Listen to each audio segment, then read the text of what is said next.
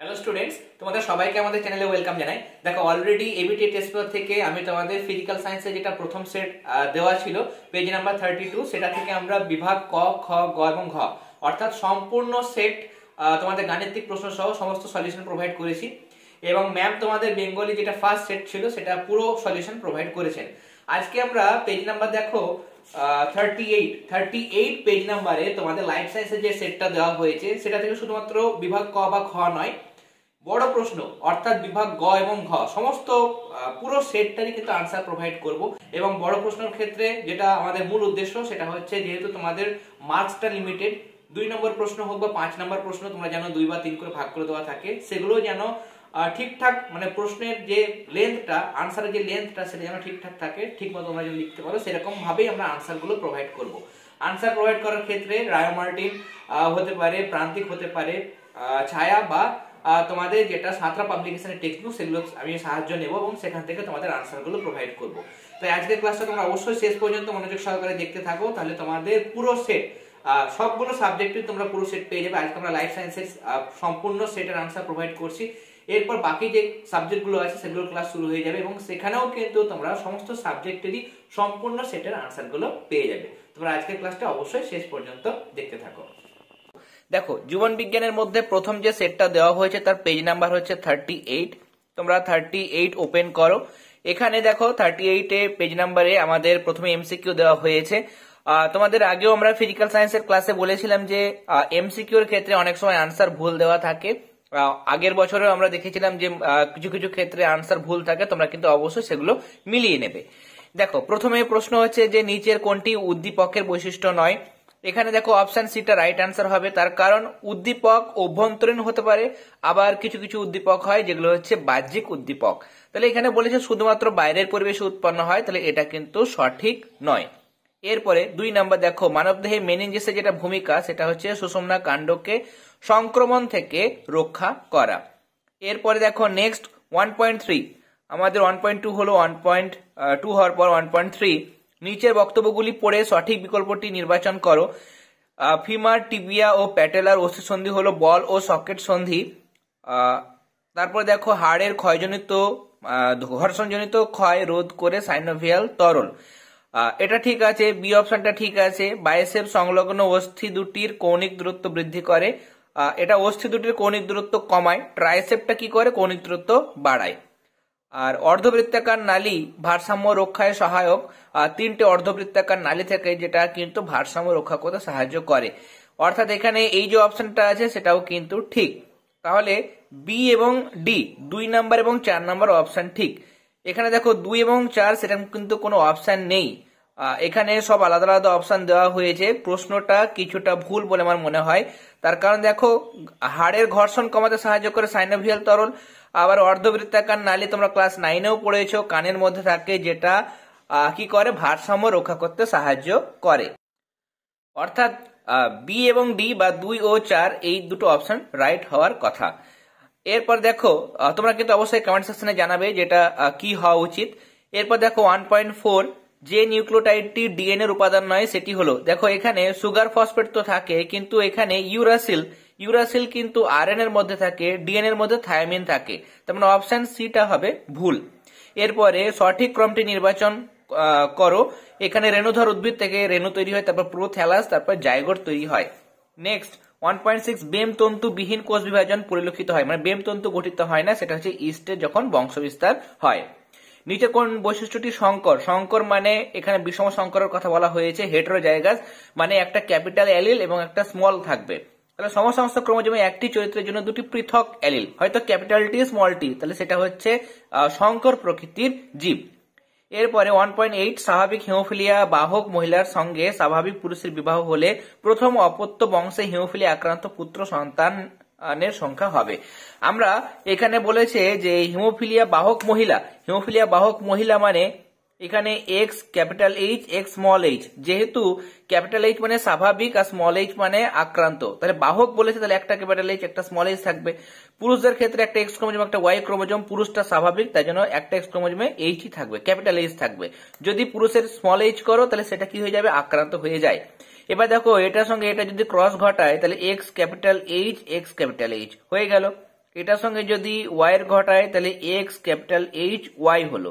এটার সঙ্গে এটা যদি করি তাহলে এক্স ক্যাপিটাল এইচ, এটার সঙ্গে যদি আমি এটা ঘটাই তাহলে এক্স স্মল এইচ ওয়াই। তাহলে এখানে এক্স আর ওয়াই যেটা সেটা হচ্ছে পুত্রদের মধ্যে দেখো এটা ক্যাপিটাল এইচ মানে স্বাভাবিক, আর এটা হচ্ছে স্মল এইচ মানে আক্রান্ত। তাহলে দুটো পুত্রের মধ্যে একটা আক্রান্ত, তাহলে পার্সেন্টেজ বের করতে গেলে আমরা 50% পাচ্ছি, অর্থাৎ option B is the correct answer. তোমরা কিন্তু আনসার গুলো মানে এই সমস্ত প্রশ্নগুলো সলভ করে দেখবে, কেমন? তাহলে সেক্ষেত্রে ভুল হওয়ার কোনো সম্ভাবনা থাকবে না। কোনটি ডিম্বাণুকে সূচিত করে? ডিম্বাণু যদি হয় তাহলে সেক্ষেত্রে কখনোই ওয়াই ক্রোমোজোম আসবে না, সেখানে এক্স ক্রোমোজোম থাকবে। ডিম্বাণু মানে সেটা অ্যাকচুয়ালি কি হবে, 22A প্লাস এক্স হবে। এখানে 44A দিয়েছে, এর হাফ হবে। 44 কখনোই অটোজোম থাকতে পারে না, তার অর্ধেক সংখ্যক মানে 22টা থাকবে, তাহলে এটাও ভুল। এটা মানে স্ত্রীদের গ্যামেটের কথা বলেছে, মানে এটা তো অর্ধেক হবে, তাই না? 22A প্লাস এক্স হবে, তাহলে সবগুলো ভুল আছে। অপশন ডিটাই কিন্তু এক্ষেত্রে রাইট আনসার হবে। নগ্ন জিন সেটা আরএনএ প্রকৃতি, তোমরা জানো। অভিব্যক্তিতে ঘোড়ার যে আঙুলটি খুঁড়ে পরিণত হয়েছে 3 নাম্বার আঙুলটা। এরপরে কোনটি নিষ্ক্রিয় অঙ্গ? ব্যাঙের ক্ষেত্রে নিকটিটেটিং পর্দা, মানুষের ক্ষেত্রে নিষ্ক্রিয় কিন্তু ব্যাঙের ক্ষেত্রে সক্রিয়। গিনিপিগের সিকাম সেটাও সক্রিয়। বাজ পাখি কিন্তু উঠতে পারে, তার জন্য এটাও হবে সক্রিয়। এগুলোর মধ্যে দেখো একমাত্র মানুষের কর্ণছত্রের পেশি যেটা সেটা হচ্ছে নিষ্ক্রিয় অঙ্গের উদাহরণ। পশ্চিম ঘাট ও শ্রীলঙ্কা হটস্পটের অন্তর্ভুক্ত এন্ডেমিক মানে স্থানীয় প্রজাতি বা স্থানিক প্রজাতি সেটা হচ্ছে ম্যাগনোলিয়া নীলগিরিকা।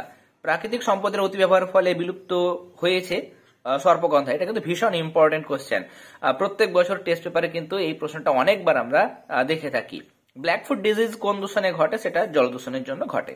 যাই হোক, এবার আমরা বিভাগ খ গুলো সলভ করে নেব এবং খাতাতেও তোমাদের আনসার গুলো আমি দেখিয়ে দেবো যাতে করে তোমাদের সুবিধে হয়। প্রথম দেখো, একটি নিউরনের প্রান্ত থেকে অপর নিউরনের স্নায়ু উদ্দীপনা বহন করে নিয়ে যায়, এটা হচ্ছে নিউরো ট্রান্সমিটার। আমি আনসার গুলো দেখিয়ে দেবো। ক্রোমোজোমের কোন অংশে মিওসিস কোষ বিভাজনের সময় ক্রসিং ওভার ঘটে? আমরা জানি ইউক্রোমাটিন এবং হেটেরোক্রোমাটিন দুটো অংশ আছে, তার মধ্যে ইউক্রোমাটিন অংশে ক্রসিং ওভার ঘটে। নেক্সট কোয়েশ্চেন, উদ্যান পালন বিদ্যায় শাখা কলম তৈরির সময় কোন হরমোন ব্যবহার করা হয়? কৃত্রিম অক্সন হরমোন, আইবিএ হতে পারে বা এনএএ, এই সমস্ত হরমোন কিন্তু ব্যবহার করা হয় যখন শাখা কলম তৈরি করা হয়। এরপরে সমস্ত মেরুদণ্ডী প্রাণীর ভ্রূণে ল্যাজ সদৃশ অংশে কি পেশি থাকে? মায়োটম পেশি থাকে। জীব বৈচিত্র্যের নিরিখে ভারত একটা কেমন দেশ? ভারত হচ্ছে একটা অতি বৈচিত্র্যশালী মানে মেগা ডাইভার্সিটি নেশন। তাহলে দেশ তো বলেই দিয়েছে, তাহলে এখানে তোমরা বসাবে অতি বৈচিত্র্যশালী বা মেগা ডাইভার্সিটি। সিকিমের কোথায় রেড পান্ডা সংরক্ষণ প্রকল্প গড়ে তোলা হয়েছে?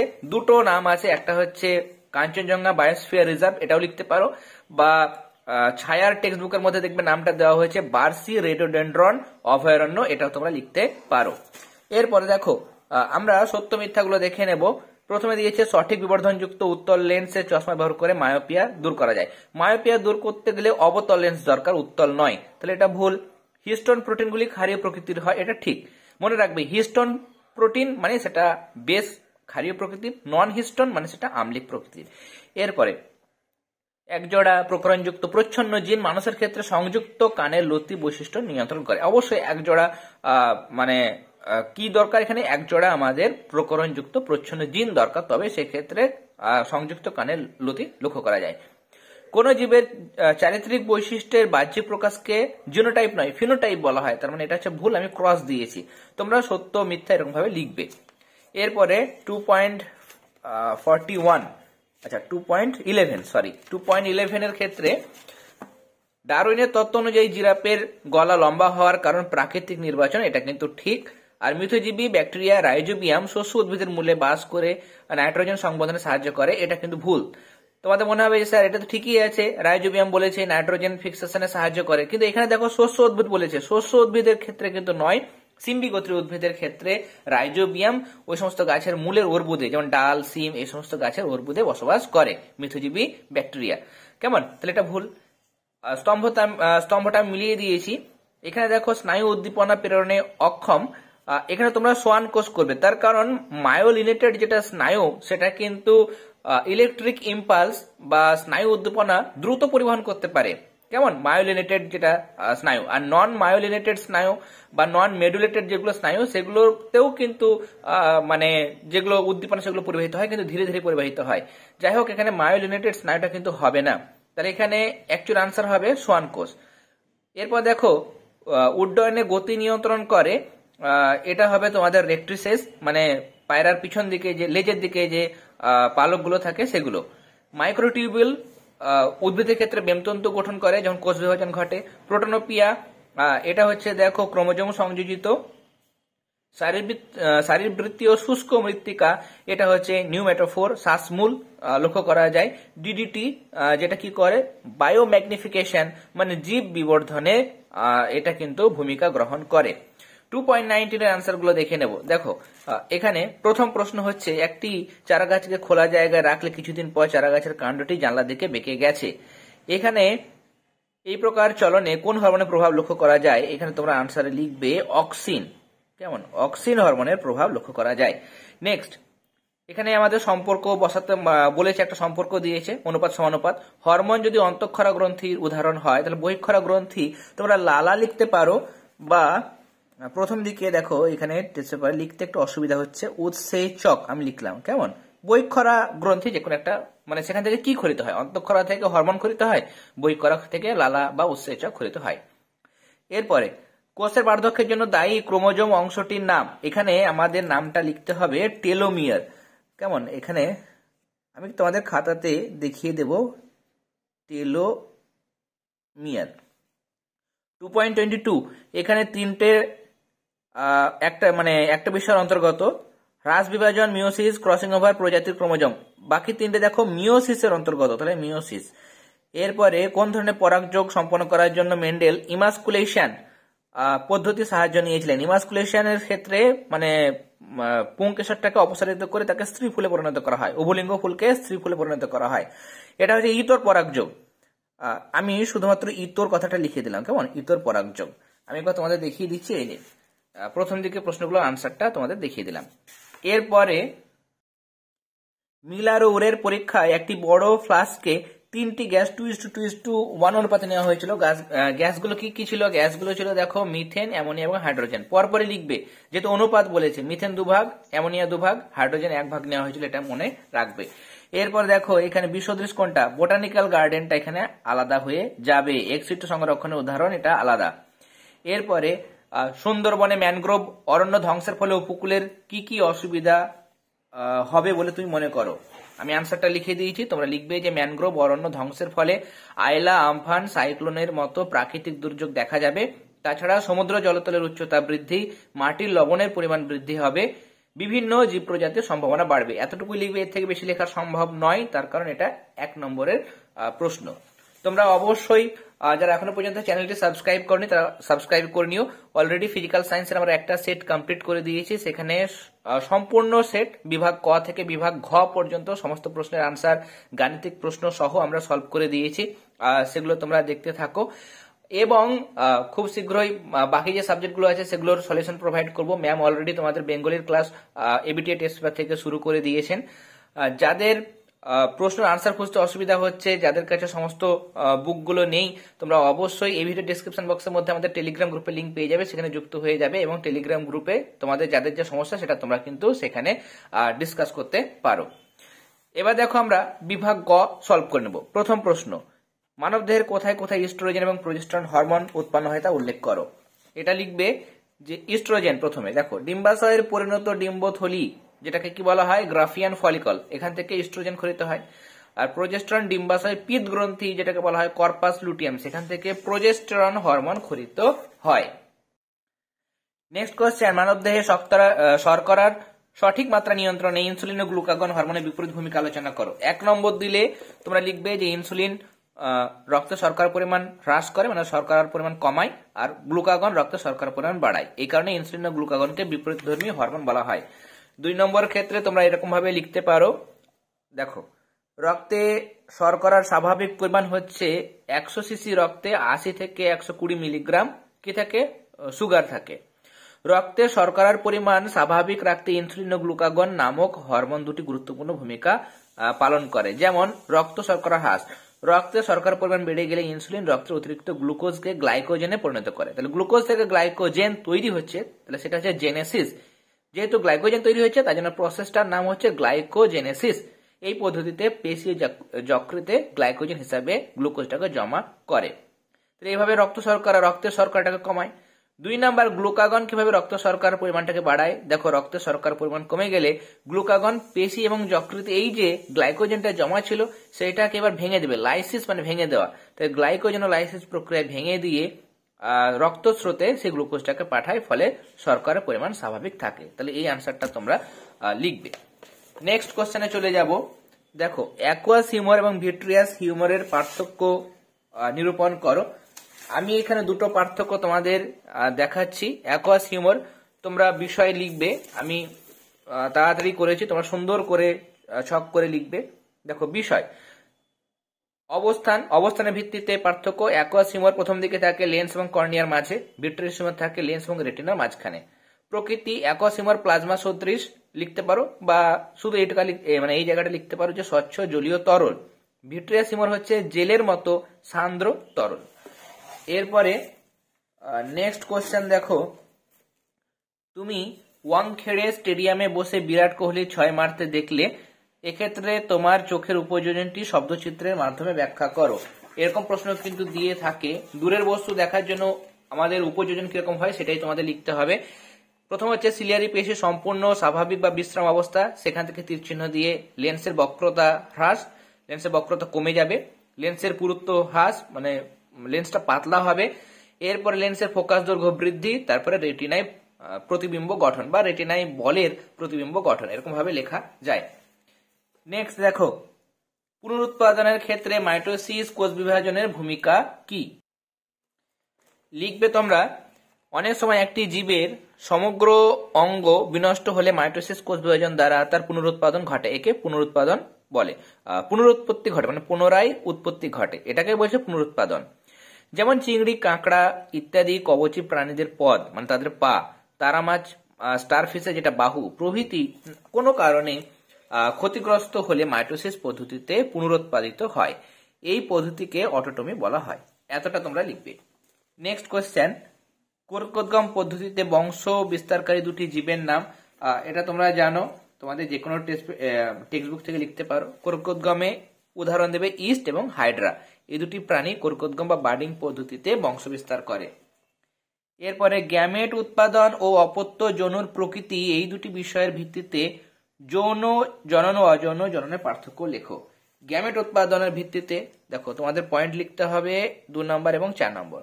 গ্যামেট উৎপাদনের ক্ষেত্রে পার্থক্য হচ্ছে অযৌন জননে তোমরা জানো যে এখানে গ্যামেট উৎপন্ন হয় না, রেণু উৎপাদন বা দেহকোষ বিভাজনের দ্বারা জনন সম্পন্ন হয়। কিন্তু যৌন জনন সেখানে অবশ্যই গ্যামেট উৎপন্ন হতে হবে। 2 প্রকার গ্যামেট উৎপন্ন হয়, স্ত্রী গ্যামেট মানে যেটা হচ্ছে ডিম্বাণু, আর পুং গ্যামেট মানে যেটা হচ্ছে শুক্রাণু। নেক্সট পার্থক্য, 4 নম্বর পার্থক্য লিখতে বলেছে। যেহেতু আমাদের বিষয় উল্লেখ করেছে তাহলে আলাদা পার্থক্য আমরা লিখবো না, শুধুমাত্র যে দুটো বিষয় বলেছে সেগুলো লিখবো। দেখো, অপত্যজনর প্রকৃতি, অপত্যজনর কোনো প্রকরণ ঘটে না বলে তা জনিত্রী যৌনর মতো একই রকম হয়, অনুরূপ মানে একই রকম হয়। কিন্তু এখানে যৌন জননে কি হচ্ছে, প্রকরণ বা ভেদ সৃষ্টি হয়। এই জন্য অপত্যজনের মধ্যে যথেষ্ট বৈচিত্র্য মানে একটু পার্থক্য কিন্তু লক্ষ্য করা যায়। এরপরে এখানে বলেছে বিশুদ্ধ বেগুনি ও বিশুদ্ধ সাদা ফুলযুক্ত মটর গাছের মধ্যে পরাগরেণু ঘটলে প্রথম অপত্য বংশের সৃষ্ট সব গাছই বেগুনি ফুলযুক্ত হয়। এক্ষেত্রে কোনটি প্রকট ও কোনটি প্রচ্ছন্ন কারণ সহ লেখো। লিখবে বিশুদ্ধ বেগুনি ও বিশুদ্ধ সাদা ফুলের মধ্যে সংকরণ ঘটালে, পরাগরেণু ঘটালে বা ইতর পরাগযোগ ঘটালে প্রথম অপত্য জনুতে সংকর বেগুনি ফুল বা বেগুনি ফুল উৎপন্ন হয়। এক্ষেত্রে যেহেতু এদের ক্রসে F1 জনুতে সমস্ত ফুলই বেগুনি প্রকৃতির হয়, তাই এক্ষেত্রে বেগুনিটি হলো প্রকট বৈশিষ্ট্য। এবং কোন সাদা ফুলই যেহেতু F1 জনুতে পাওয়া যায় না, F2 জনুতে সাদা ফুল পাওয়া যায়, তাই এক্ষেত্রে F1 জনুতে সাদা বৈশিষ্ট্যটি প্রচ্ছন্ন অবস্থায় থাকে, প্রকাশিত হতে পারে না। তাই সাদা ফুলের বৈশিষ্ট্য হলো এক্ষেত্রে প্রচ্ছন্ন বৈশিষ্ট্য। নিয়ে তোমরা এই যে চেকার বোর্ডটা দিয়েছে এখানে তোমাদের ক্রসটা দেখানো হয়েছে, এতটা পর্যন্ত F1 জনু পর্যন্ত তোমরা দেখাবে। কেমন? F1 জনু পর্যন্ত দেখাবে। এরপরে থ্যালাসেমিয়া আক্রান্ত মাইনর আক্রান্ত স্ত্রী এবং পুরুষের মধ্যে বিবাহ হলে তাদের সন্তানদের মধ্যে থ্যালাসেমিয়া রোগের বংশগতি চেকার বোর্ডের মাধ্যমে দেখাও। দেখো, থ্যালাসেমিয়া মাইনর আক্রান্ত পুরুষ আর থ্যালাসেমিয়া মাইনর আক্রান্ত স্ত্রী, তোমরা প্রথমে লিখে দেবে যে থ্যালাসেমিয়া স্বাভাবিক অ্যালিক আলফা থ্যাল প্লাস যেটা, সেটা স্বাভাবিক নর্মাল যেটা অ্যালিল, আর রোগ সৃষ্টিকারী অ্যালিল যদি হয় তাহলে সেখানে মাথায় প্লাস থাকবে না, শুধু আলফা থ্যাল। কেমন? আলফা থ্যাল মানে থ্যালাসেমিয়া। এবার আক্রান্ত বলেছে, মাইনর আক্রান্ত, মেজর হলে দুটোই আক্রান্ত হবে, দুটো অ্যালিলই আক্রান্ত হবে। মাইনর বলে তাহলে একটা অ্যালিল আক্রান্ত হবে, তাহলে একটা প্লাস থাকবে স্বাভাবিক আর একটা আক্রান্ত থাকবে। এখানেও স্ত্রীর ক্ষেত্রেও একটা প্লাস একটা স্বাভাবিক থাকবে। কেমন?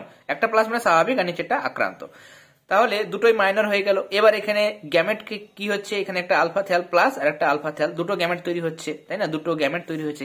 এখানেও দুই ধরনের গ্যামেট তৈরি হয়েছে, একটা হচ্ছে আলফা থ্যাল প্লাস, একটা হচ্ছে আলফা থ্যাল। এবার এখানে দেখো পুরুষদের ক্ষেত্রে দুই ধরনের গ্যামেট আলফা থ্যাল প্লাস আর আলফা থ্যাল। স্ত্রীর ক্ষেত্রে দুই ধরনের গ্যামেট হচ্ছে, স্ত্রী গ্যামেট হচ্ছে আলফা থ্যাল প্লাস, এটা আলফা থ্যাল। এবার আলফা থ্যাল প্লাস এটা দুটোই প্লাস হয়ে গেল, এটার সঙ্গে এটা, তাহলে আলফা থ্যাল প্লাস আর নিচে আলফা থ্যাল হয়ে গেল। এখানে দেখো আলফা থ্যাল প্লাস আর আলফা থ্যাল, তাই না? আলফা থ্যাল, তাহলে এখানে কি হবে? প্লাসটা উপরে আর নিচে এটা লিখবে। প্লাস বা স্বাভাবিকটা আমরা আগে লিখি, তারপরে আক্রান্তটা পরে লিখি। আলফা থ্যালাসেমিয়া, তাহলে দুটোই আলফা থ্যালাসেমিয়া, কোনো প্লাস হবে না। এবার দুটোই প্লাস মানে স্বাভাবিক, একটা প্লাস মানে সেটা মাইনর, এখানে একটা প্লাস মানে মাইনর, এখানে দুটোতেই প্লাস নেই আক্রান্ত, তার মানে সেটা হয়ে যাবে মেজর। তাহলে এরকম ভাবে তোমাদের ছক করে দেখাতে হবে। এবং এখানে কি বলেছে, চেকার বোর্ডের মাধ্যমে দেখাও, তাহলে তোমরা লিখবে যে এক্ষেত্রে উৎপন্ন সন্তানদের মধ্যে মানে এখানে কি হয়েছে, চারটার মধ্যে একটা স্বাভাবিক, তাহলে একটা স্বাভাবিক মানে কত? 25%, তাহলে উৎপন্ন সন্তানদের মধ্যে 25% সন্তান স্বাভাবিক হবে। দুটো কি হচ্ছে? মাইনর হচ্ছে, তাহলে 50% থ্যালাসেমিয়া মাইনর আক্রান্ত হবে এবং 25% থ্যালাসেমিয়া মেজর আক্রান্ত হবে। কেমন? এদের অনুপাত কত হচ্ছে? একটা স্বাভাবিক, দুটো মাইনর আর একটা হচ্ছে মেজর, তাহলে 1:2:1 এটা হচ্ছে অনুপাত। আর পার্সেন্টেজে বললে 25% হবে একটা, 50% হবে মাইনর আর 25% হবে মেজর। এই যে ব্যাখ্যাটা, নিচে ব্যাখ্যা বলে তোমরা কিন্তু এই জিনিসগুলো লিখে দেবে। অসুবিধা হলে অবশ্যই কমেন্ট সেকশনে জানাবে। এরপরে ডারউইনের মতে প্রকরণ বা ভেদের কারণ আলোচনা করো। লিখবে, একই প্রজাতিভুক্ত সকল জীব একই রকম হয় না, তার কারণ হলো প্রকরণ বা ভেদ। ডারউইনের মতে বা ডারউইন মনে করেন অবিরত মানে কন্টিনিউয়াসলি ত্রিবিধ সংগ্রাম, তিন ধরনের সংগ্রাম কি? একটা হচ্ছে অন্তঃপ্রজাতি, 2 নম্বর আন্তঃপ্রজাতি, আর একটা পরিবেশের সঙ্গে সংগ্রাম মানে পরিবেশজনিত সংগ্রাম। এই ত্রিবিধ সংগ্রামে লিপ্ত থাকার ফলে জীবদের মধ্যে যে পার্থক্যর সৃষ্টি হয় তা প্রজননকালে অপত্যের দেহে সঞ্চারিত হয়। কোন কোন প্রকরণ জীবকে জীবন সংগ্রামে সাহায্য করে। জীবন সংগ্রামে সহায়ক প্রকরণগুলিকে অনুকূল প্রকরণ বলে। যেগুলো জীবন সংগ্রামে তাদের বেঁচে থাকতে বা টিকে থাকতে সাহায্য করে সেগুলো হচ্ছে অনুকূল প্রকরণ। আর প্রতিকূল প্রকরণ জীবন সংগ্রামে সহায়ক নয়। ডারউইনের মতে ক্ষুদ্র ক্ষুদ্র ধারাবাহিক পরিবর্তন প্রজাতির সৃষ্টি করে। আকস্মিক ও হঠাৎ পরিবর্তন হলো প্রকৃতির খেলা, প্রজাতির সৃষ্টির উপর এর কোনো প্রভাব নেই। ডারউইন কি করেছিলেন? তিনি ভেবেছিলেন প্রকরণকে প্রকৃতির খেলা বলে কিন্তু উড়িয়ে দিয়েছিলেন। যাই হোক, এতটা পর্যন্ত তোমরা আনসার লিখবে। নেক্সট, শিম্পাঞ্জির আচরণগত অভিযোজন কিভাবে তাকে দৈনন্দিন সমস্যা সমাধানে সাহায্য করে তার উদাহরণ দাও। 2 নম্বরের প্রশ্ন, 3-4টের বেশি তোমরা লিখতে পারবে না, এখানে তোমরা দেবে। এক হচ্ছে এই ভূমিকাটা দেওয়ার পর তোমরা লিখবে উইপোকা শিকার। মানুষ যেমন ছিপের সাহায্যে মাছ শিকার করে, সেরকম এরা শিম্পাঞ্জিরা কি করে? গাছের ডাল ভেঙে সেটাকে ফিশিং টুল হিসেবে ব্যবহার করে, তাই না? তোমরা জানো এটা। নিয়ে সেটা থেকে পাতাগুলোকে ছিঁড়ে দেয়, নিয়ে ছিপের মতো ব্যবহার করে উইপোকা যেটা ঢিপি সেখানে ঢুকিয়ে দেয়। তারপর উইপোকা যখন সারিবদ্ধভাবে সেই লাঠি বেয়ে উপর দিকে উঠে আসে তখন সেইগুলোকে ধরে তারা মহা আনন্দে খায়। তাহলে উইপোকা শিকার একটা। বাদামের খোল ভাঙা, তারা কি করে? পাথরের টুকরোকে হাতুড়ি বা নেহাইয়ের মতো ব্যবহার করে বাদামের খোলা ভেঙে বাদাম বের করে খায়। ভেষজ উদ্ভিদ ব্যবহার, পরজীবী সংক্রমণের হাত থেকে রক্ষা করতে তারা নিজেরাই কি করে? বিভিন্ন ঔষধি গাছ, যেমন অ্যাসপিলিয়া রুডিস, এটা একটা ঔষধি গাছ, সেই গাছের পাতা তারা ছেড়ে খায়, নিয়ে পরজীবী সংক্রমণ থেকে নিজেদেরকে রক্ষা করতে পারে। তাহলে আমি এখানে 3টে পয়েন্ট বললাম, তোমরা 3টে পয়েন্টই লিখবে, তাহলেই হয়ে যাবে। এরপরে জলক্ষয় সহনের জন্য উটের লোহিত রক্তকণিকায় কি কি অভিযোজিত বৈশিষ্ট্য লক্ষ্য করা যায়। লিখবে, উটে যেটা রেড ব্লাড কর্পাসেলস মানে লোহিত রক্তকণিকা সেটা গোলাকার না হয়ে ডিম্বাকার ও নিউক্লিয়াসবিহীন হয়। বেশিরভাগই দেখবে স্তন্যপায়ী প্রাণীদের ক্ষেত্রে পরিণত যেটা লোহিত রক্তকণিকা সেটা নিউক্লিয়াসবিহীন হয়। উটের ক্ষেত্রেও তাই। আরবিসি এর মধ্যে জল প্রবেশ করলেও আরবিসির হিমোলাইসিস ঘটে না। হিমোলাইসিস মানে সেটা ফেটে যাওয়া, বিদীর্ণ হওয়া, সেটা কিন্তু হয় না, মানে আরবিসি ফেটে যায় না। কারণ উটের আরবিসি 240% প্রসারিত হতে পারে, প্রায় তার যা সাইজ তার 2.5 গুণ পর্যন্ত প্রসারিত হতে পারে, প্রায় আড়াই গুণ। 250 যদি হতো তাহলে 2.5 গুণ, তাহলে এখানে 240% প্রসারিত হতে পারে, মানে প্রায় 2.5 গুণ পর্যন্ত সে প্রসারিত হতে পারে। অন্যান্য স্তন্যপ্রায়ী প্রাণীদের ক্ষেত্রে 150% প্রসারিত হয়। এর ফলে উটের অতিরিক্ত জল শোষণ করতে পারে। অতিরিক্ত জলপান উটকে জল বিয়োজন আর শুষ্কতা থেকে রক্ষা করে। 2 নম্বর, ডিম্বাকৃতি হওয়ার জন্য রক্ত থেকে জল বেরিয়ে রক্ত ঘন হয়ে গেলেও ডিহাইড্রেশন মানে এটা রক্ত থেকে মানে রক্ত ঘন হয়ে যাওয়া, জল বেরিয়ে যাওয়া মানে ডিহাইড্রেশন, মানে রক্ত ঘন হয়ে গেলেও এরা সংকীর্ণ রক্তবাহ দিয়ে, এরা মানে আরবিসি গুলো কেমন রক্তবাহ দিয়ে চলাচল করে, ফলে শারীরবৃত্তীয় কাজে উটের অসুবিধা হয় না। এরপরে মানুষের কার্যকলাপ কিভাবে নাইট্রোজেন চক্রকে প্রভাবিত করে তা দুটি উল্লেখ কর। দুটো বলেছে, তোমরা দুটো লিখবে। প্রথমে হচ্ছে যে মানুষের বিভিন্ন ক্রিয়াকলাপের ফলে পরিবেশে নাইট্রোজেন গ্যাস আর নাইট্রোজেনের বিভিন্ন যৌগ সেগুলো বেড়ে যাচ্ছে, তার জন্য নাইট্রোজেনের ভারসাম্য বিঘ্নিত হচ্ছে, মানে ভারসাম্য নষ্ট হচ্ছে। যার ফলে দেখো এখানে যার প্রভাবগুলি হলো অত্যধিক অ্যামোনিয়াম ফসফেট সার ব্যবহারে মাটি যেমন আম্লিক হয়ে যায়, তেমনি সোডিয়াম নাইট্রেট, পটাশিয়াম নাইট্রেট ব্যবহার করে মাটির ক্ষারকীয়তা বেড়ে যায়, ফলে মাটির উর্বরতা গুণ হারিয়ে যায়। এই একটা পয়েন্ট দিলে। নেক্সট পয়েন্ট তোমরা লিখতে পারো, এখানে অনেকগুলো পয়েন্ট দেওয়া হয়েছে। এই সেকেন্ড পয়েন্টটা অনেকটা বড় হয়ে যাবে, সেটা যদি না চাও তাহলে এখানে তোমরা এটা লিখতে পারো যে সুপারসনিক বিমান থেকে নির্গত নাইট্রিক অক্সাইড ওজনকে অনবরত বিনষ্ট করে। কি হয়, ওজনকে ভেঙে দেয়, তাই না, অক্সিজেন এবং নাইট্রোজেন ডাইঅক্সাইডে পরিণত করে। তাহলে এই দুটো তোমরা এখান থেকে দেখাবে। অথবা সাতরাতে দেখো দুটো পয়েন্ট দেওয়া হয়েছে, এটা একটা 1 নম্বর পয়েন্ট, 2 নম্বর পয়েন্ট, তোমরা চাইলে এখান থেকেও লিখতে পারো। এরপরে ভারতবর্ষে ক্রমবর্ধমান ক্যান্সারের প্রবণতা পিছনে পরিবেশের ভূমিকা লেখো। একদম সহজ করে লিখতে চাইলে তোমরা এটা লিখতে পারো যে পরিবেশগত অধিবিশ্বের সঙ্গে ক্যান্সারের যোগসূত্র স্থাপিত হয়েছে। কীটনাশক, আগাছানাশক, তেজস্ক্রিয় পদার্থ মানব শরীরে ক্যান্সার ঘটাতে পারে। ধূমপায়ীদের ফুসফুসে ক্যান্সার হয়। যারা খৈনি খায় বা তামাক চিবোয় তাদের মুখের ক্যান্সার হয়। লক্ষণগুলো লেখার দরকার নেই, ছোট করে লিখতে চাইলে এখান থেকে এতটা পর্যন্ত তোমরা লিখতে পারো। আর যদি একটু ভালো করে লিখতে চাও আমি তোমাদের দেখাচ্ছি, সেখানেও তোমরা পয়েন্ট করে লিখতে পারবে। আমি একটু সংক্ষেপে ডিসকাস করছি। দেখো, পরিবেশগত যে সমস্ত কারণে ক্যান্সার হতে পারে সেগুলি 2 প্রকার, একটা হচ্ছে মনুষ্যসৃষ্ট, একটা হচ্ছে প্রাকৃতিক। কেমন, বা শুধুমাত্র কারণগুলি হলো এরকম ভাবে লিখে হেডিং করে তোমরা শুরু করতে পারো যে তামাক সেবন। লিখবে যে সমস্ত লোকেরা পানের সঙ্গে তামাক চিবিয়ে খায়, তামাকের গুঁড়ো দিয়ে দাঁত মাজেন, তাদের মুখ, জিভ, গলা ও ঠোঁটের ক্যান্সার হতে পারে। শিল্পজাত রাসায়নিক পদার্থের মধ্যে তোমরা লিখবে যে ক্রোমিয়াম, অ্যাসবেস্টাস প্রভৃতি ক্যান্সারের কারণ। এরপর 3 নম্বর লিখবে যে অর্গানোফসফেট জাতীয় কীটনাশক যেমন অল্ড্রিন, ডাইঅল্ড্রিন, মিরেক্স, আগাছানাশক যেমন 2,4-D ইত্যাদি ক্রোমোজোমকে ভেঙে মিউটেশন ঘটায় এবং ক্যান্সার ও টিউমার সৃষ্টি করে। এগুলো লিখলে। এছাড়া খনি থেকে তেজস্ক্রিয় মৌল ইউরেনিয়াম, রেডিয়াম, থোরিয়াম উত্তোলনের সময় সেগুলি মানব অঙ্গের নানা ক্ষতি করে, এমনকি ক্যান্সার ঘটাতে পারে। এরকম ভাবে সংক্ষেপে লিখে দেবে। প্রাকৃতিক কারণের ক্ষেত্রে তোমার লিখবে যে বিকৃত রশ্মি, কেমন, ইউভি রশ্মি, কসমিক রশ্মি ত্বকের ক্যান্সার ঘটায়। অ্যাফলাটক্সিন সেটা এক ধরনের কি করে, এটা অ্যাসপাজিলাস ছত্রাক খাদ্যদ্রব্যে জন্মালে অ্যাফলাটক্সিন নামক এক প্রকার টক্সিন ক্ষরণ করে, যেটা কি করে মানুষের শরীরে ঢুকে সেখানে যকৃতের ক্যান্সার পর্যন্ত ঘটাতে পারে। এরকম ভাবে আমি যেভাবে বললাম তোমাদের সংক্ষেপে তোমরা আনসার লিখবে, যেহেতু 2 নম্বরের। এরপরে জীবনদায়ী ঔষধ প্রস্তুতিতে জীববৈচিত্র্যের গুরুত্ব অপরিসীম, এটা আমাদের আলোচনা করতে হবে।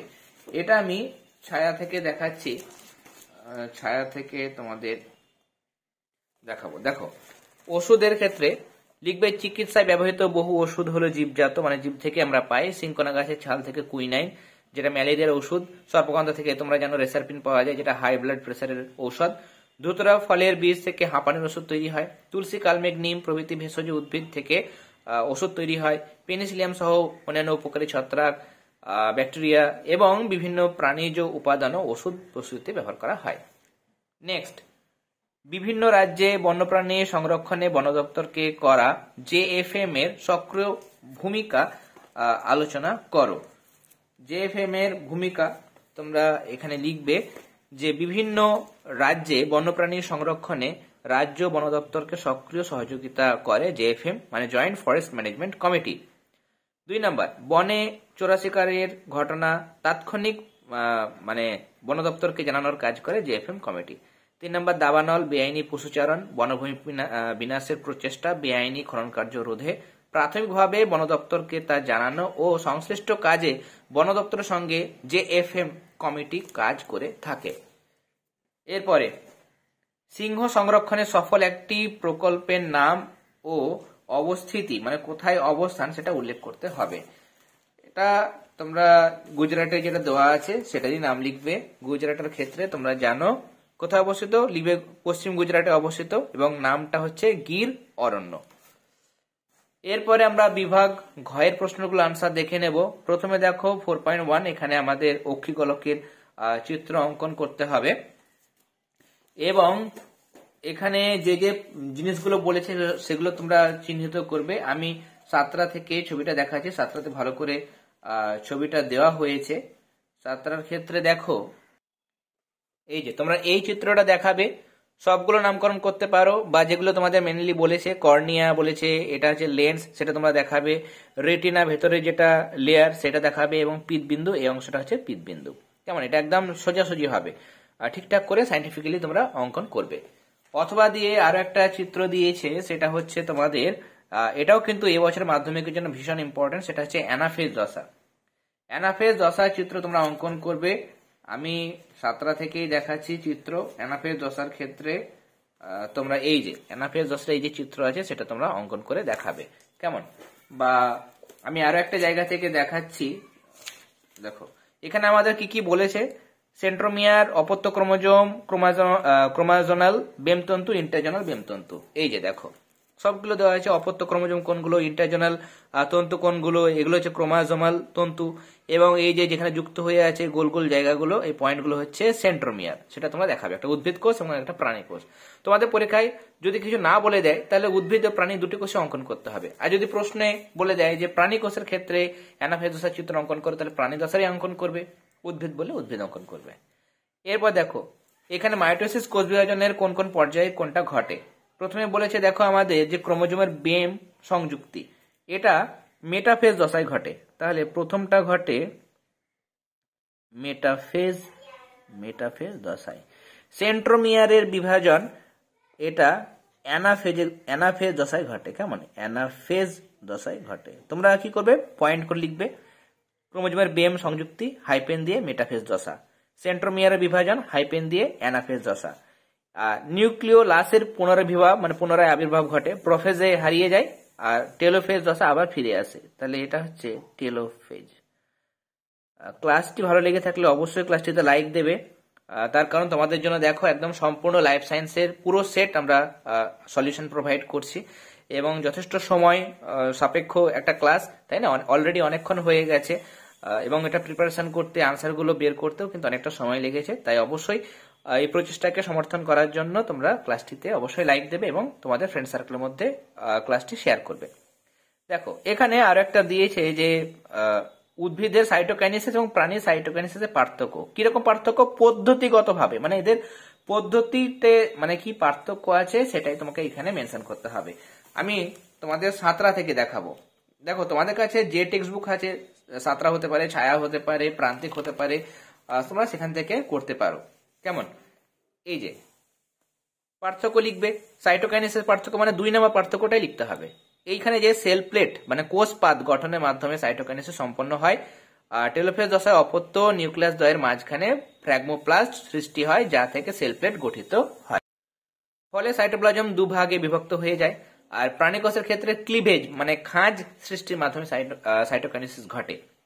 অ্যানাফেজ দশায় স্টেম বডি গঠনের সঙ্গে সঙ্গে কোষের দুপাশে কোষ পর্দা ভাঁজ হয়ে ভিতরের দিকে বিস্তৃত হতে থাকে উভয় পাশের ভাঁজ পরস্পর মিলিত হয়ে সাইটোপ্লাজমকে দুভাগে বিভক্ত করে। আমি আর ডিটেলসে বলছি না যে কিভাবে হয়, এটা একদমই সহজ পদ্ধতি, তোমরা আশা করি সবাই জানো। আমি শুধুমাত্র পার্থক্য বলেছি, পার্থক্যটা বললাম আর ডিটেলসে এক্সপ্লেন করলাম না। এরপর দেখো, সপুষ্পক উদ্ভিদের নিষেক পদ্ধতি একটি শব্দ ছকের মাধ্যমে বর্ণনা করো। তাহলে শব্দ ছকের মাধ্যমে যখন দেখাবে, ডিটেলসে আলোচনা করার দরকার নেই। শব্দ ছক, তাহলে শব্দ ছক কি দেবে, মানে এই যে জিনিসটা কি কি ঘটে, পরপর ঘটনা, রেখাচিত্র, পরাগরেণু, তারপরে পরাগরেণুর গর্ভমুণ্ডে স্থানান্তকরণ ঘটে, তারপরে গ্যামেট তৈরি হয়, তারপরে পুংগ্যামেট স্ত্রীগ্যামেটের মিলন ঘটে মানে নিষেক ঘটে, তারপর জাইগোট তৈরি হয়, জাইগোটের পর ভ্রূণ তৈরি হয়, তারপরে সেটা ফল তৈরি হয়, তারপর বীজ তৈরি হয়, অঙ্কুরণ ঘটে, তারপরে শিশু উদ্ভিদ তৈরি হয়। তাহলে এই ছকটা তোমরা দেখাবে। এরপরে নিষেকের পর ডিম্বাণু এবং ডিম্বকের কি পরিবর্তন ঘটে। এখানে আমি এই জিনিসটা তোমাদের দেখিয়ে দিচ্ছি, তোমরা লিখবে যে নিষেকের পর ডিম্বাণু ভ্রূণাণু বা জাইগোটে পরিণত হয় এবং ডিম্বকটি বীজে পরিণত হয়। নেক্সট কোশ্চেন, মানুষের ক্ষেত্রে রোলার জীব ও স্বাভাবিক জীবের উদাহরণের সাহায্যে প্রকরণের, আচ্ছা এটা প্রকরণের কারণ ব্যাখ্যা করো, এটাই বলতে চেয়েছে। আমি তোমাদের দেখাচ্ছি পেজ নাম্বার, এখানে দেখো আমার এটা পুরনো বই, তবে পুরনো বই হলেও এক্ষেত্রে আনসারটা মোটামুটি একই পেজে তোমাদের থাকবে। দেখো, রোলাররা স্বাভাবিক জীব, বেশিরভাগ মানুষ তাদের জীব গোটাতে বা রোল করতে পারে, মোটামুটি 65 থেকে 80%। তোমরা কি পারো? তোমরা অবশ্যই কমেন্ট সেকশনে জানাবে, আমি তো পারি না রোল করতে। দেখো, কিন্তু কিছু মানুষ তাদের জীব রোল করতে পারে না। জীবের রোল করার বৈশিষ্ট্যটি জিন অষ্টম জোড়া ক্রোমোজোমে অবস্থান করে। এক্ষেত্রে রোলার জীব প্রকট এবং স্বাভাবিক জীবের জিন প্রচ্ছন্ন বৈশিষ্ট্য। আমি সংক্ষেপে দেখালাম। এরপরে এখানে বলেছে যে সমাজে থ্যালাসেমিয়া রোগ প্রতিরোধে জেনেটিক কাউন্সিলিং এর প্রয়োজনীয়তা ব্যাখ্যা করো। এটা গত বছর এসেছিল কিনা তোমরা একটু চেক করে নেবে। দেখবে আমরা তোমাদের ক্লাস 10 এর শুধুমাত্র সাজেশনের জন্য একটা আলাদা প্লেলিস্ট ক্রিয়েট করে দিয়েছি। সেখানে আমি পরপর ফিজিক্যাল সায়েন্সের চ্যাপ্টার ওয়াইজ সাজেশন প্রোভাইড করছি, গাণিতিক সমস্যা সহ। তোমরা অবশ্যই সেই ক্লাসগুলো দেখবে, তার কারণ সেখানে সাজেশনটা যথেষ্ট গুরুত্ব সহকারে বানানো হয়েছে। সাজেশনগুলো প্রিভিয়াস বিভিন্ন বছরগুলোতে যে সমস্ত প্রশ্নগুলো এসেছিল সেগুলো আমি ভালোমতোভাবে স্ক্রিন করেছি। গত দুটো বছরের টেস্ট পেপার ভালোমতোভাবে লক্ষ্য করেছি। আমরা গত 2 বছর থেকে টেস্ট পেপারগুলো সলভ করে এসেছি, এটা 3 নম্বর বছর। যাই হোক, সমস্ত কিছু ভালোমতোভাবে দেখা হয়েছে। মানে গত বছরগুলোতে কিরকম জায়গা থেকে প্রশ্নগুলো সিলেক্ট করা হয়েছে, এবছর কি কি প্রশ্ন আসতে পারে সেরকম ভাবেই কিন্তু সাজেশনগুলো, মানে সবকিছু দেখেই কিন্তু সাজেশনগুলো প্রিপেয়ার করা হয়েছে। তোমরা অবশ্যই সাজেশনের প্লেলিস্ট পেয়ে যাবে, সেখান থেকে তোমরা সাজেশন ক্লাসগুলো দেখে নিও। জেনেটিক কাউন্সেলিং এর ভূমিকা, এটা তোমরা দেখে নিও, আমি নতুন করে এখানে বলছি না, খুব সহজ একটা বিষয়। এরপরে এখানে বলেছে অথবা দিয়ে প্রশ্ন, বিশুদ্ধ কালো ও কর্কশ লোমযুক্ত গিনিপিগের সঙ্গে বিশুদ্ধ সাদা মসৃণ লোমযুক্ত গিনিপিগের সংকরণ ঘটালে দ্বিতীয় অপত্য বংশের সৃষ্ট ফিনোটাইপের অনুপাত চেকার বোর্ডের সাহায্যে দেখাও। আর এর থেকে আমাদের যেটা করতে হবে সেটা বলেছে যে বংশগতি সংক্রান্ত যে সূত্র সেটা আমাদের এখানে দেখাতে হবে। আমি তোমাদের দেখিয়ে দিচ্ছি। দেখো, এই যে মানে সংকরণটা দেখানো হয়েছে, তোমরা এটা করবে। ক্যাপিটাল বি দুটো এবং দুটোই ক্যাপিটাল আর, যেহেতু বিশুদ্ধ কালো কর্কশ আর বিশুদ্ধ সাদা মসৃণ, মানে সবগুলো স্মল স্মল দুটো বি এবং স্মল দুটো আর, সংকরণ ঘটিয়ে তোমরা এই জায়গাটা দেখাবে। এবং এখানে পুরো এই যে চেকার বোর্ডের সাহায্যে জিনোটাইপ ফিনোটাইপ দুটো অনুপাতে তোমরা দেখাবে, কেমন?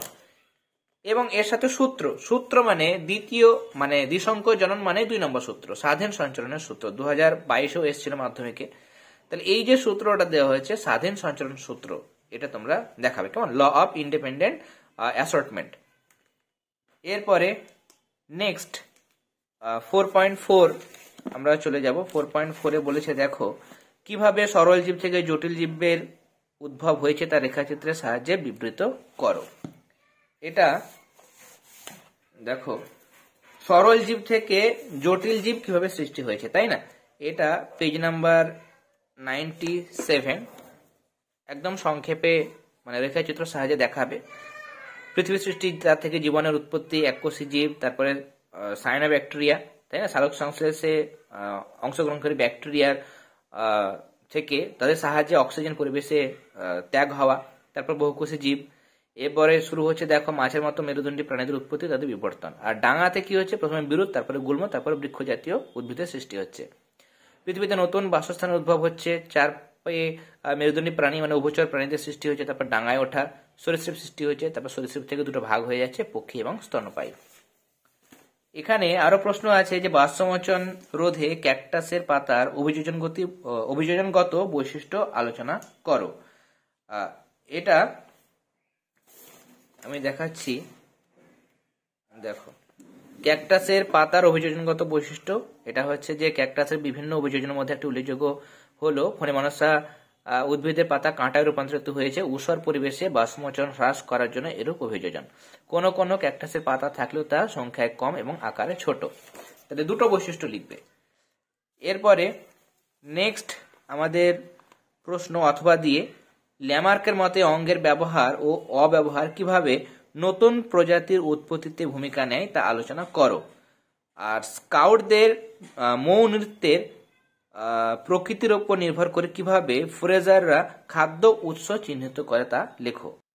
প্রথমে অঙ্গের ব্যবহার আর অব্যবহার। তোমরা জানো যে পরিবেশের সঙ্গে খাপ খাইয়ে নেওয়ার জন্য যে সমস্ত অঙ্গের বেশি ব্যবহার ঘটে, মানে সে সমস্ত অঙ্গের বেশি ব্যবহার ঘটে, আবার কোনো কোনো অঙ্গের ব্যবহার কমে যায়। তো যে সমস্ত অঙ্গগুলোর ব্যবহার বেশি হয় সেগুলো ক্রমাগত মানে ধীরে ধীরে অঙ্গগুলি সবল আর সুগঠিত হয়, আর যেগুলো ব্যবহার হয় না সেগুলো দুর্বল আর ক্ষয়প্রাপ্ত হয় এবং কালক্রমে অবলুপ্ত হয়। এটা দেওয়ার সঙ্গে অবশ্যই উদাহরণ দেবে। যেমন অঙ্গের ব্যবহারের তোমরা উদাহরণ দিতে পারো, এটা জিরাফের ক্ষেত্রে যে গলাটা ধীরে ধীরে লম্বা হয়ে যাচ্ছে সেটা অঙ্গের ব্যবহারের উদাহরণ।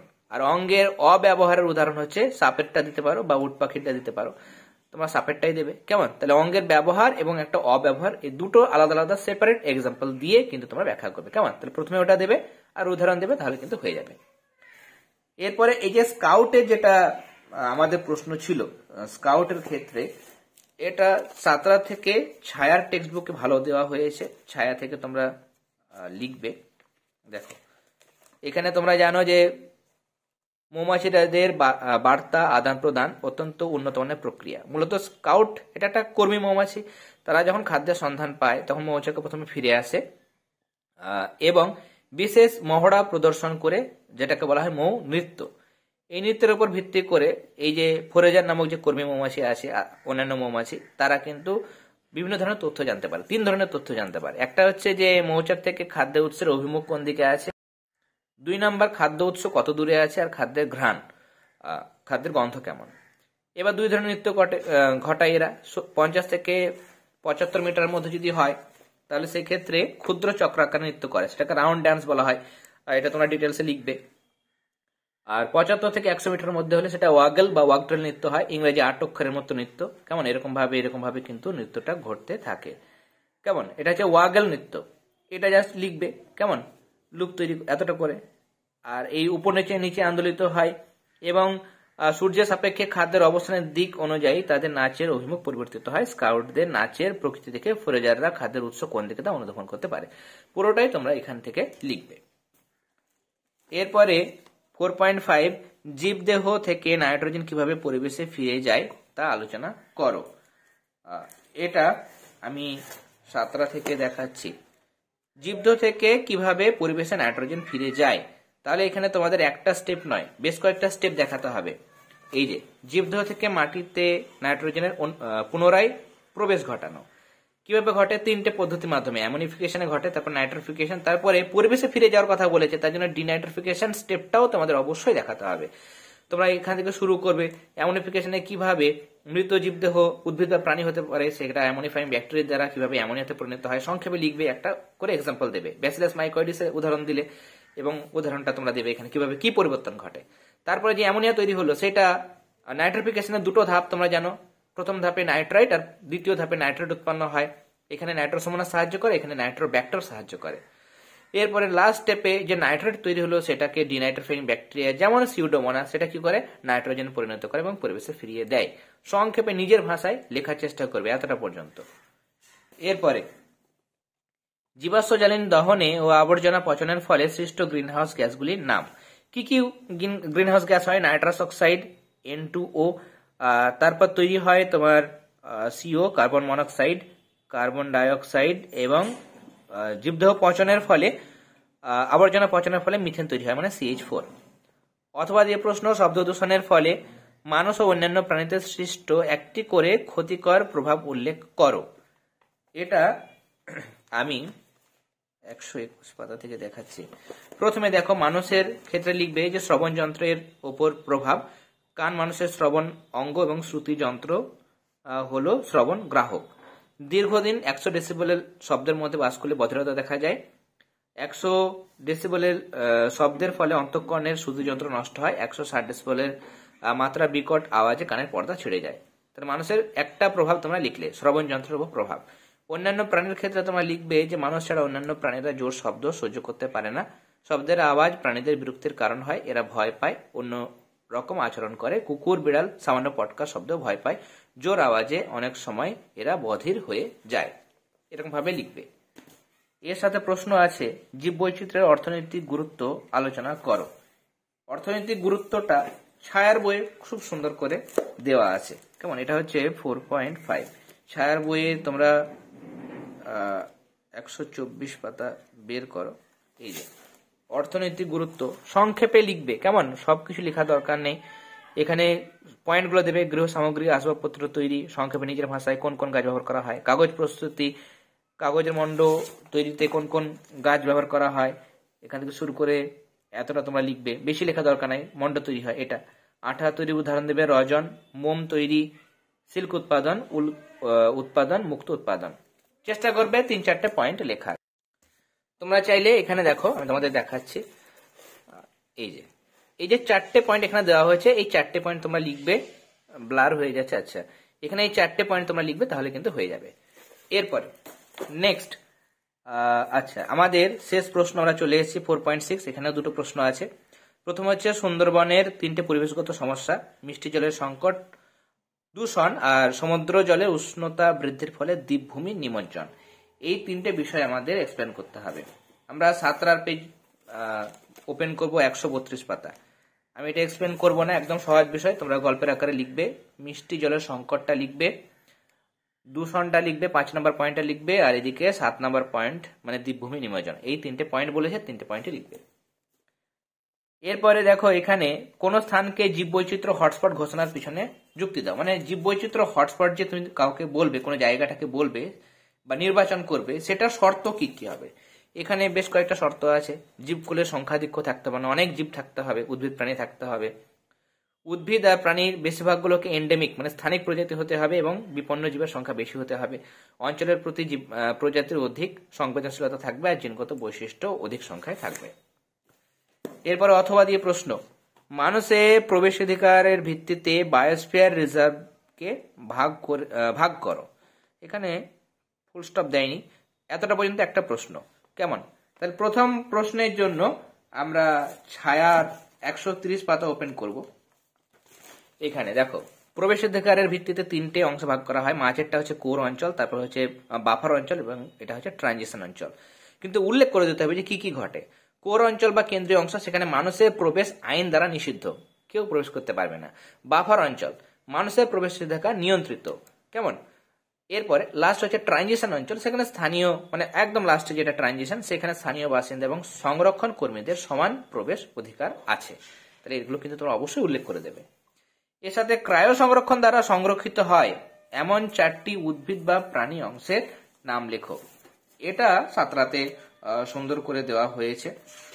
4টি অংশ তোমরা লিখবে। উদ্ভিদের মুকুল, 2 নম্বর ভ্রূণ, 3 নম্বর বীজ, আর 4 নম্বর হচ্ছে পরাগরেণু। কেমন? প্রাণীদের ক্ষেত্রে লিখতে পারো, তোমরা চাইলে এক কাজ করতে পারো, উদ্ভিদের মুকুল লিখলে আর ভ্রূণ লিখলে, আর প্রাণীদের ক্ষেত্রে সিমেন লিখলে আর উসাইট লিখলে। কেমন? তাহলে উদ্ভিদের দুটো, প্রাণীদের দুটো লেখা হয়ে গেল, তাহলে কিন্তু হয়ে যাবে। এর সাথে আচ্ছা, আর কোনো প্রশ্ন নেই। তাহলে আমরা দেখো, এবিটি টেস্ট পেপার থেকে লাইফ সায়েন্সের প্রথম যে সেটটা দেওয়া ছিল, পেজ নাম্বার 38 থেকে শুরু করে একদম 42 পর্যন্ত সমস্ত প্রশ্নের আনসারগুলো প্রোভাইড করলাম। ক্লাসটি ভালো লেগে থাকলে অবশ্যই ক্লাসটিতে লাইক দেবে। আর যারা এখনো পর্যন্ত আমাদের চ্যানেলটি সাবস্ক্রাইব করেনি, তারা অবশ্যই সাবস্ক্রাইব করে নিও। যে সমস্ত এবিটি টেস্ট পেপার থেকে যে সমস্ত ক্লাসগুলো হয়ে গেছে, তোমরা আমাদের চ্যানেলের প্লেলিস্ট অপশনে গিয়ে এবিটি টেস্ট পেপারের আলাদা প্লেলিস্ট পেয়ে যাবে। সেখান থেকে যে ক্লাসগুলো হয়ে গেছে অবশ্যই তোমরা দেখে নিও। তাহলে আজকে ক্লাস এতটাই। তোমরা সবাই ভালো থেকো। All the very best.